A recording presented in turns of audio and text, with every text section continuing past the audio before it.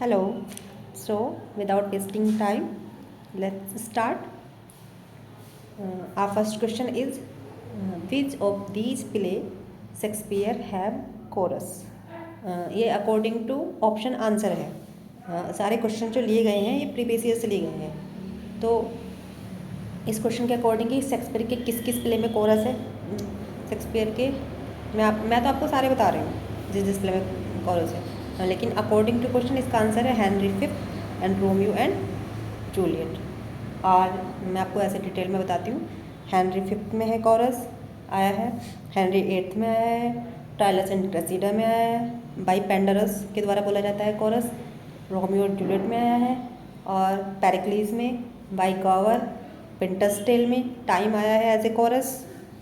और मैं आपको ये भी बताती हूँ कि कोरस होता क्या है। कोरस क्या है, एक एनिसेंट ग्रीक के बीच कोरस एक ग्रुप था पीपल का जो वियरिंग मास्क पहन के और चैंटेड सॉन्ग करते थे व्हाइल परफॉर्मिंग द डांस, मतलब डांस करते हुए गाते थे।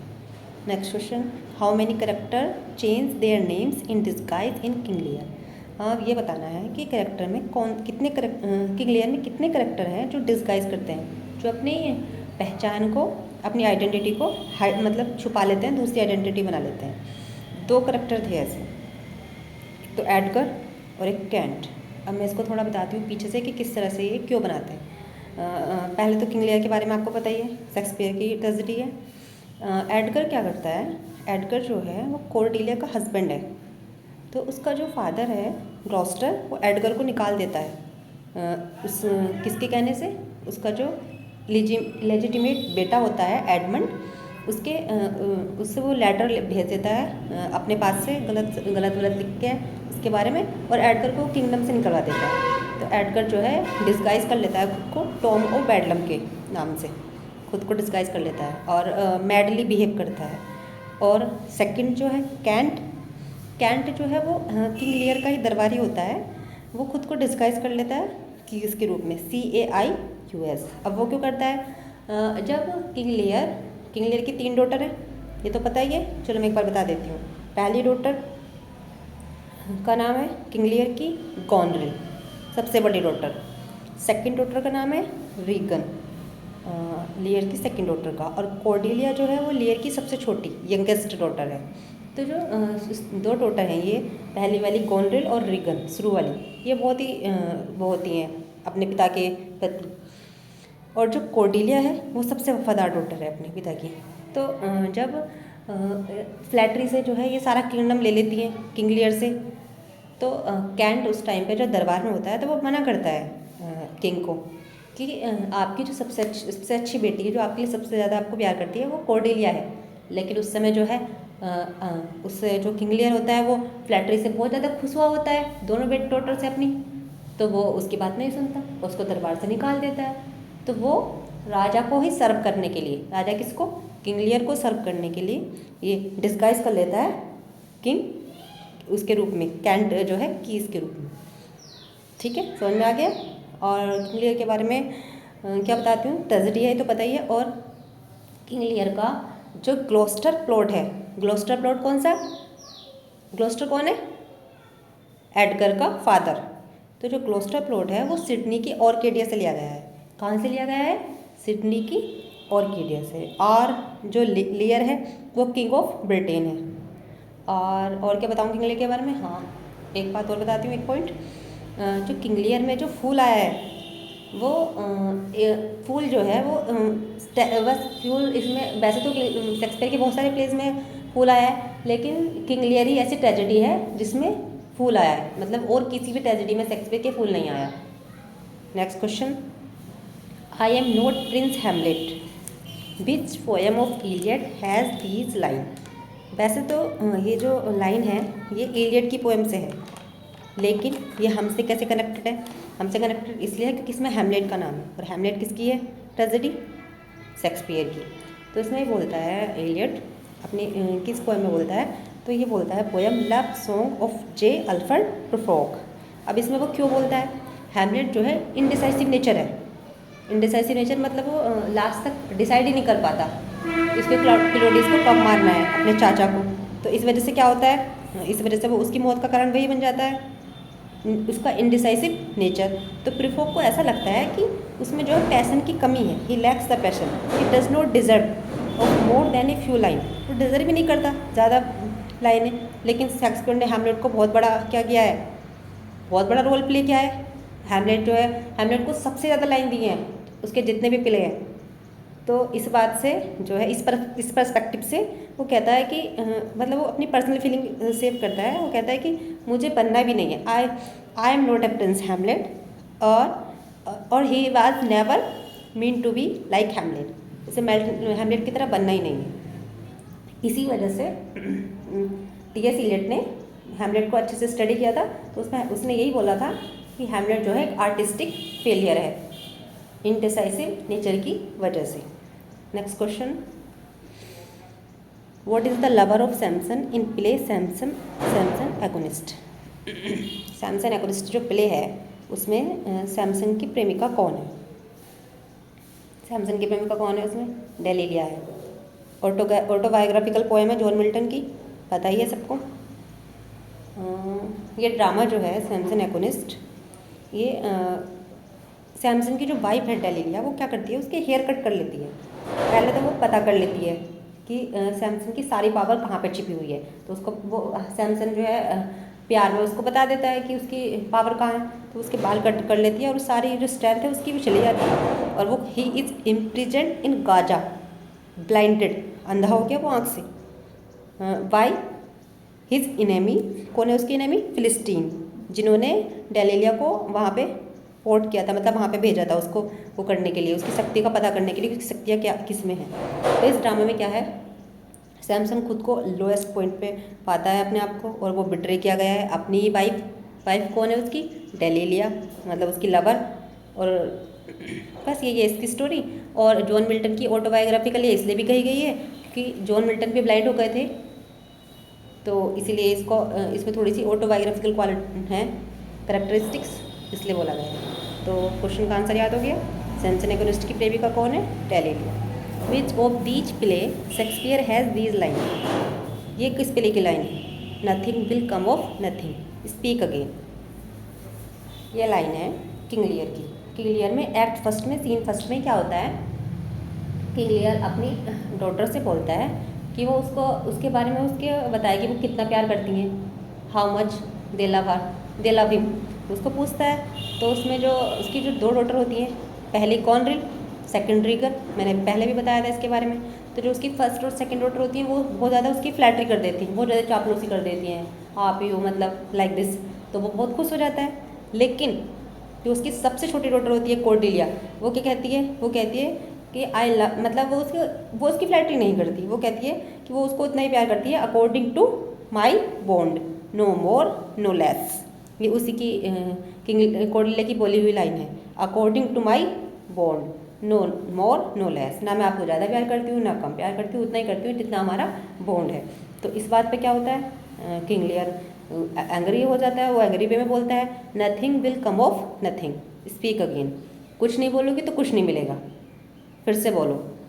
तो किंग लियर अपनी डॉटर कॉर्डेलिया को ही बता रहा है कि she will gain no favour from him, उससे कोई फेवर नहीं मिलेगा, if she does not make elaborate speech saying she loves him, अगर वो एक बढ़िया सी एलाबोरेट व्याख्या दे के स्पीच नहीं बनाते कि वो उसको कितना प्यार करती है, तो उसको कुछ नहीं मिलेगा। Next question, which of these is an unfinished epic of Keats. अब ये हमें ये बताना है कि एपिक जो है अनफिनिश्ड कीट्स का, अब ये हमसे कैसे कनेक्टेड है कीट्स का, ये इसलिए कनेक्टेड है कि जो जॉन मिल्टन ने एपिक लिखा था पैराडाइज लॉस्ट, वो बहुत बड़ा मतलब हिस्ट्री में एपिक माना जाता है। तो कीट्स के माइंड में आया कि वो भी ऐसा ही मतलब वो भी ऐसा ही एपिक लिखेगा, तो उसने क्या किया, उसने भी लिखना स्टार्ट किया इस नाम से, हाइपीरियन नाम से। लेकिन क्या हुआ, जब उसने लिखा तो उसको उसने अनफिनिश्ड छोड़ दिया। अनफिनिश्ड क्यों छोड़ा? अनफिनिश्ड इसलिए छोड़ा कि जब उसने उसको पढ़ा तो उसने लिखा कि वो बहुत ज़्यादा मिल्टोनिक है, it is too much Miltonic. जैसे मैं किसी को कॉपी कर रही हूँ और मैंने देखा कि कॉपी करते करते मैंने इतना कॉपी कर दिया कि वो ऐसा लग रहा है जैसे मैंने कंप्लीटली वही बोल दिया, वही लिख दिया जो मैंने देखा था। तो ऐसे ही उनको लगा कीट्स को, तो उन्होंने उसको अनफिनिश्ड छोड़ दिया। Next question, in which of Shakespeare title character appears in just 3 scene. कौन सा करेक्टर है जो 3 सीन में ही आता है? वो है जूलियस सीजर।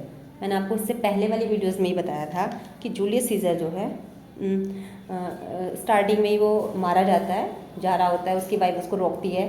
उसने एक सपना देखा था, लेकिन वो उसके मना करने के बाद भी कि कवर्टाइज मैनी टाइम बिफोर डेथ, है ना, मतलब डरपोक ही डरते हैं मरने से।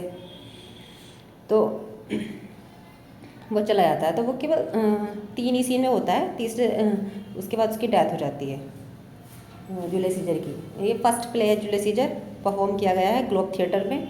कब परफॉर्म किया गया था? 1599, 1599। और वो क्या होता है, फिर उसके बाद वो 3rd सीन के बाद मर जाता है, इसलिए इसमें कहा भी जाता है कि कोई पर्टिकुलर वो नहीं है, हीरो नहीं है। Next question, who says these lines, the mind is its own place and in itself can make a heaven of hell and hell of heaven. ये सैटर्न की लाइन है, बहुत ही पावरफुल लाइन है ये। मतलब इसका मीनिंग बताती हूँ, the mind is its own place and it in itself can make a heaven of hell and hell of heaven. मतलब हमारा दिमाग ये है, हमारा दिमाग ये है जो चीज़ों को देख के हमारा माइंड सेट बनता है, पॉइंट ऑफ व्यू बनता है। वो क्या कर सकता है दिमाग हमारा, सोच के हेल को हेवन बना सकता है और हेवन को हेल, मतलब स्वर्ग को नर्क, नर्क को स्वर्ग। वो मतलब हमारे माइंड पे डिपेंड करता है। इस सैटर्न की स्ट्रॉन्ग लाइन है। जैसे हम घर पे हों, हम अपनी कम रिसोर्स में भी खुश रह सकते हैं अगर हम अपने आप को ऐसे ही माइंड को कन्विंस कर लें। और हम अपने माइंड को कन्विंस ना कर सके तो हम बहुत ज़्यादा रिसोर्स है, फिर भी हमें ऐसा लगा कि हमारे पास कुछ नहीं है, वी हैव नथिंग, उसके पास ज़्यादा है। यही बोला है सैटर्न में इसने। Next question, Milton in his epic poem Paradise Lost was of devil's party without knowing it, who wrote this about Milton. Milton के बारे में किसने लिखा है? मिल्टन के बारे में लिखा है विलियम ब्लेक। विलियम ब्लेक ने लिखा है कि जो उसकी एपिक पोएम थी पैराडाइज लॉस्ट, उसने वो डेविल्स की पार्टी में था विदाउट नोइंग, उसे पता ही नहीं था। मतलब उन्हें खुद नहीं पता कि उन्होंने सैटर्न को, जो कि एक एंटी हीरो है, सैटर्न हीरो थोड़ी है, हीरो तो एडम ही हुआ, जो सैटर्न एक एंटी हीरो है, उसे इतना स्ट्रॉन्ग करेक्टर दिखा दिया कि वो हमें उससे एडम से ज़्यादा अट्रैक्ट कर रहा है उसकी बातें। तो इसने कहा कि विलियम ब्लेक ने ये लिखा कि उन्होंने एपिक पोएम पैराडाइज लॉस्ट में इतना कुछ उसके बारे में लिख दिया कि वो डेविल्स पार्टी, ऐसा लग रहा है कि वो सैटर्न की तरफ है विदाउट नोइंग इट। उन्हें पता भी नहीं चल रहा है कि वो सैटर्न की तरफ कितना उनका झुकाव है। Next question, in which year Galsworthy got Nobel prize. Galsworthy को नोबेल प्राइज कौन से ईयर में मिला? ये तो बहुत ही मतलब प्रिविलेंट क्वेश्चन है, सभी को पता होगा, सभी ने सुना होगा। गाल्सवर्दी को जो है नोबेल प्राइज़ मिला था 1932 में। अब हम इसको कैसे याद रखेंगे? हमें 2 पॉइंट याद रखने हैं। 1932 में तो गाल्सवर्दी को नोबेल प्राइज़ मिला और 1933 में उनकी डेथ हो गई। तो मतलब अपनी डेथ के 1 ईयर उनको पहले मिला, तो 2 पॉइंट याद हो गए। ठीक है, और भी प्राइज़ मिले हैं, और भी प्राइज़ के बारे में बताती हूँ। Galsworthy was offered in knighthood की उपाधि मिली थी उन्हें 1917 में, 1917 में। फिर उन्होंने उसको डिक्लाइन कर दिया था 1918 में। क्यों डिक्लाइन कर दिया था? उन्होंने ये कह के डिक्लाइन कर दिया था कि literature is its own reward, कि साहित्य अपने आप में एक इनाम है। जो वे लिख रहे हैं, वो जो कला जो काम कर रहे हैं, वो अपने आप में एक इनाम है, उसके लिए उन्हें अवार्ड नहीं चाहिए। फिर 1921 में वो एक फर्स्ट प्रेसिडेंट बने थे। किसके? एक लंदन सेंटर था PEN, पैन, एक वर्ल्ड वाइड ऑर्गेनाइजेशन थी पैन के नाम से। पी का मतलब poets, E assist and novelist. और एक और 1929 में क्या मिला हुआ था? उन्हें ऑर्डर ऑफ मेरिट मिला था। ठीक है, 3 बताया मैंने। रिवाइंड करूँ? आप वीडियो रिवाइंड कर लेना। Next question, what is the concept of platonic love. अब प्लेटोनिक लव का क्वेश्चन क्या मतलब कॉन्सेप्ट क्या है? मैं आपको एक बार और बता देती हूँ ये पॉइंट, कि ये जो क्वेश्चन है डायरेक्टली प्रीवियस ईयर से हैं, प्रीवियस ईयर से ही हैं डायरेक्ट, इसलिए क्वेश्चन भी का मिक्सअप है। प्लेटोनिक लव का कॉन्सेप्ट क्या है? प्लेटोनिक लव वो होते हैं जैसे स्पिरिचुअल लव। स्पिरिचुअल लव मतलब आध्यात्मिक प्रेम। आध्यात्मिक प्रेम मतलब ऐसा प्यार, एक ऐसा रिलेशनशिप बिटवीन 2 पीपल, फ्रेंडली है बट नॉट सेक्सुअल। समझ गए ना, आध्यात्मिक प्रेम रिलेशन है दो लोगों के बीच में, बट सेक्सुअल नहीं है। Next question, who introduce the stream of consciousness technique in literature? किसने इंट्रोड्यूस की stream of consciousness technique literature में? ये यूज़ की गई है stream of consciousness technology William James के द्वारा। विलियम जेम्स ने यूज की थी अपनी बुक प्रिंसिपल ऑफ साइकोलॉजी। उन्होंने क्या डिस्क्राइब किया था? वो उन्होंने डिस्क्राइब किया था कि जो इन्होंने इसमें डिस्क्राइब किया था the unbroken flow of perception, thoughts, feeling, walking mind, हमारे चलते दिमाग में मतलब क्या क्या परसेप्शन आ रहे हैं, थॉट्स आ रहे हैं, फीलिंग आ रहे हैं। मतलब इसको हिंदी में बताती हूँ, जैसे हम किसी चरित्र के विचारों को और भावनाओं को इस तरह से लिखा जाता है कि एक रीडर जो होता है, जो पाठक होता है, वो इन कैरेक्टर्स की मेंटल जो स्टेट होती है उसको ट्रैक कर सकता है, उसको समझना शुरू कर सकता है। और ये पहली बार यूज की गई थी स्कॉटिश फिलोसोफर थे एक, अलेक्जेंडर वेन, उनके द्वारा। Next question, which is the right word for novel written in letters? सही शब्द क्या होगा जो लेटर्स में लिखे जाते हैं? ये तो मतलब मोस्ट पॉपुलर क्वेश्चन है, पता नहीं कितनी बार आया है प्रीवियस ईयर में। एपिस्टोलरी नॉवल कहते हैं। एपिस्टोलरी नॉवेल्स क्या होता है? ऐसे वर्क को रिफर्स करता है फिक्शन के जो लेटर्स के फॉर्म में लिखे गए होते हैं या फिर दूसरे डॉक्यूमेंट्स के फॉर्म में लिखे गए होते हैं। अब आपको मैं एक एपिस्टोलरी नॉवल का एग्जांपल भी बताती हूँ। एग्जांपल इसलिए बताऊँगी क्योंकि ये वाला क्वेश्चन भी प्रीवियस ईयर में आया है। एपिस्टोलरी नॉवल का एग्जांपल जो है, मतलब पहले थोड़ा सा और बताती हूँ उसके बारे में। जो एपिस्टोलरी नॉवल है, एक एज ए जार ये पॉपुलर हुआ था 18th सेंचुरी में। ऐसे उस ऑथर जो मेन पॉपुलर ऑथर्स माने जाएंगे इसके, मोस्ट पॉपुलर सैमुअल रिचर्डसन, उनका एक सक्सेसफुल नॉवल आया था पामेला आया था 1740 में।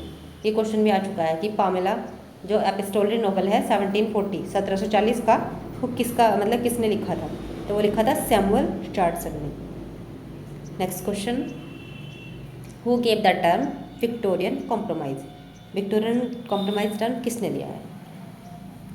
This term was given by J.K. Chesterton. अब J.K. चेस्टरटन क्या था? विक्टोरियन कॉम्प्रोमाइज़ क्या था? ऐसा था, जो विक्टोरियन थे वो विक्टोरियन वांटेड टू इस्टेब्लिश एक कॉम्प्रोमाइज़ इस्टेब्लिश करना चाहते थे। वो 3 ब्रांचेज ऑफ लाइफ, जीवन की 3 बातों के लिए। कैसे? मतलब वे कॉम्प्रोमाइज़ रखना चाहते थे बिटवीन, मैं आपको 3 पॉइंट बताऊंगी, एरिस्टोक्रेसी एंड डेमोक्रेसी, एरिस्टोक्रेसी और डेमोक्रेसी के बीच में, साइंस एंड रिलीजन, साइंस के और रिलीजन के बीच में, open sexual life to a conjugal life मतलब विवाह और दाम्पत्य संबंधित जीवन होता है, इन सब के बीच में एक वो रखना चाहते थे, कॉम्प्रोमाइज़ इस्टेब्लिश करना चाहते थे। यही इसे को ही विक्टोरियन कॉम्प्रोमाइज़ कहेंगे। Next question, which play of Shakespeare was left unfinished? Shakespeare का कौन सा प्ले है जो अनफिनिश्ड है? शेक्सपियर का हेनरी VIII अनफिनिश्ड है। अब ये अनफिनिश्ड कैसे रहा? अनफिनिश्ड ऐसे रहा कि जब ये परफॉर्म हो रहा था उस समय 1613 में, 1613 में जब ये परफॉर्म हो रहा था, तो इसका रिजल्ट ये निकला कि उसमें ग्लोब थिएटर में परफॉर्म हो रहा था, ग्लोब थिएटर में आग लग गई, बस ये अनफिनिश्ड रह गया। एक हिस्ट्री प्ले है और इसमें जो हेनरी VIII है, इसमें ये कोथर्ड किया गया है, मतलब उनके जॉन फ्लेचर के द्वारा। जॉन फ्लेचर ने इनके साथ शेक्सपियर के साथ लिखा है, दोनों का कोथर्ड है और ज़्यादा पार्ट इसका जॉन फ्लेचर के द्वारा ही लिखा गया है। और ये बेस्ड है किस पे बेस्ड है? लाइफ ऑफ हेनरी VIII की लाइफ पे बेस्ड है, ऑफ इंग्लैंड की। और इसका एक अल्टरनेटिव टाइटल और है जो जरूरी याद रखना है आपको, ऑल इज ट्रू। एक क्वेश्चन भी आ चुका है कि हेनरी VIII का अल्टरनेटिव टाइटल क्या है? All is true. Next question, the comedy of errors is written by? Comedy of errors किसने लिखा है? मतलब बहुत ही सिंपल क्वेश्चन है, लेकिन इसके बारे में और बातें बताऊंगी तो ये टिपिकल हो जाएगा। कॉमेडी ऑफ एरर्स जो है वो विलियम शेक्सपियर ने लिखा है। शॉर्टेस्ट प्ले है, कितनी लाइनें हैं? Only 1798 lines. क्लासिकल यूनिटीज़ को फॉलो करता है, क्लासिकल यूनिटीज़ को दो प्ले फॉलो करते हैं, द कॉमेडी ऑफ एरर्स और द टेम्पेस्ट। ठीक है, मतलब क्लासिकल यूनिटीज़ मतलब unity of time, place and action, दो ही प्ले फॉलो करते हैं। और only play to have story of 2 twins, ऐसा केवल ये प्ले है जिसमें जो स्टोरी है वो किसकी है? 2 ट्विंस की है। अब ये स्टोरी आपको पढ़नी पड़ेगी, पूरी स्टोरी मैं यहाँ आपको बता नहीं सकती। और इसका सोर्स बता सकती हूँ, सोर्स का जो है मेनाकमी बाई प्लोटस, पहले भी बताया है मैंने पहले वीडियो में, फिर से रिपीट कर रही हूँ, मेनाकमी बाई प्लोटस। और एक पॉइंट और बता सकती हूँ, it was not written for the public theatre, ये पब्लिक थिएटर के लिए नहीं लिखा गया था। इट्स ए फार्सिकल कॉमेडी, ये farcical comedy. Okay, let's call it a day. Thank you.